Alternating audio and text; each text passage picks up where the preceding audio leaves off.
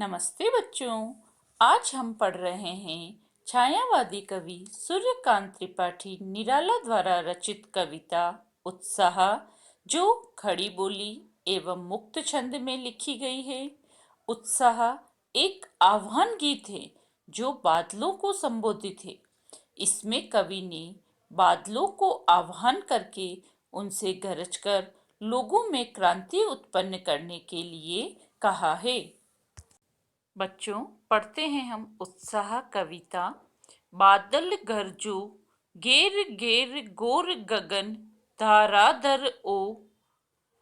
कवि बादलों को संबोधित करते हुए कहते हैं कि हे बादलों, घनघोर गर्जना कर संपूर्ण आकाश को भर दो।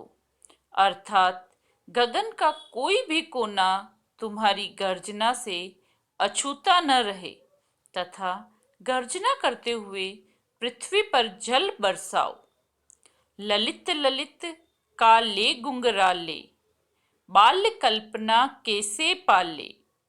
आकाश में फैले हुए बादल अत्यंत सुंदर लग रहे हैं तथा काली काली बदलियां बच्चों के काले गुंगराले बालों के समान शोभायमान हो रही है। बादल बच्चों की कल्पना के समान पवित्र एवं विस्तृत हैं। विद्युत छवि उर्मी, कवि नव जीवन वाले, वज्र छिपा नूतन कविता, फिर भर दो बादल गरजो।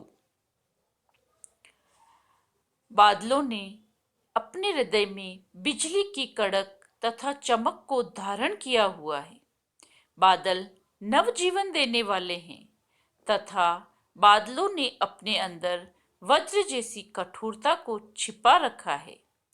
कवि का मानना है कि केवल कोमलता से काम चलने वाला नहीं है तथा बादलों की भांति कवि भी नित्य नई कविता करने को मचल रहे हैं, क्योंकि नवीनता लाने के लिए विध्वंस, विप्लव, क्रांति आवश्यक होती है।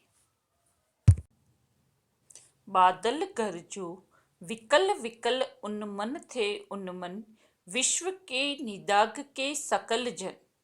कवि बादलों को संबोधित करते हुए कहते हैं कि हे बादलों, आकाश में आच्छादित होकर गर्जना करो।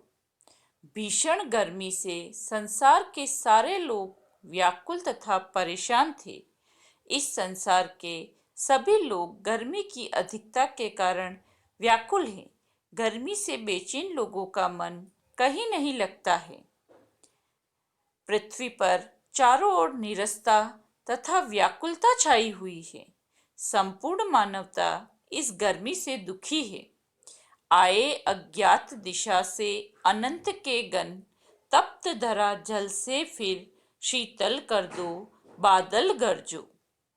हे बादलों, तुम अज्ञात दिशा से आकर आकाश में छा जाओ।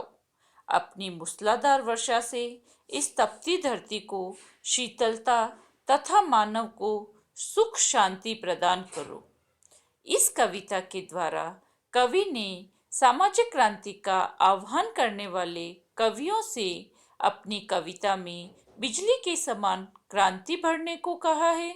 साथ ही बादलों को सुखकारी एवं कल्याणकारी भी बताया है। धन्यवाद बच्चों। आज यहीं तक। अगले कालांश में हम सूर्यकांत त्रिपाठी निराला द्वारा रचित अगली कविता पढ़ेंगे। तब तक आप स्वस्थ रहें, मस्त रहें।